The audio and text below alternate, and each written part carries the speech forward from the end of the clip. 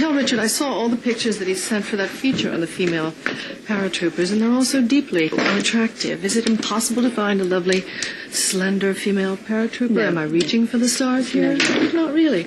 Well, it was one of the best written parts that I'd come across in a while. A very strongly defined character that was just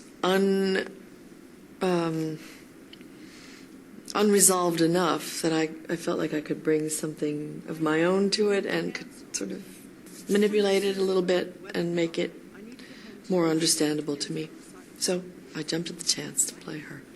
Inside, I think there's a little nugget of unhappiness, but I think that exists in a lot of very, very, very successful, ambitious people. They get there and they think, there's something a little bit. But there are huge compensations in terms of satisfaction with the job. But we read those things more eloquently on women's faces than we do in men. We just don't even think that, gee, I bet he regrets not having been with his children more or not knowing them really. But I think men feel it too. I was cast a few days before we started shooting, so I didn't have much time to see him clearly. I kind of had to figure out who he was as we went along.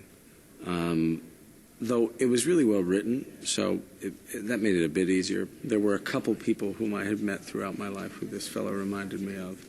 More than a couple, really. So you just sort of take that behavior and try to integrate it into you and not make it a caricature, not create a caricature, create a real person.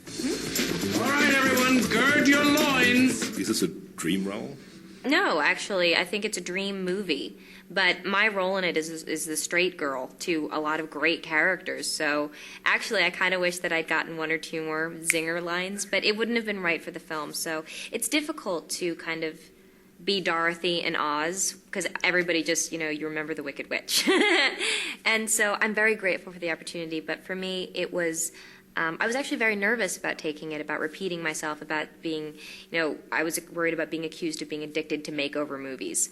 And, but I didn't care. I was going to get to work with Meryl Streep and David Frankel, who's so genius. And I loved the script, and I loved the way that it wasn't just about a makeover. It was actually about what do you do when you get out of college and you have to marry your idealism to the reality of the world. And I just thought that was tremendous. So I don't mean to sound... flippant or kind of strident when I say that it wasn't a dream role, but because I was very happy with the whole experience, and I'm very obviously happy with what I've gotten from it.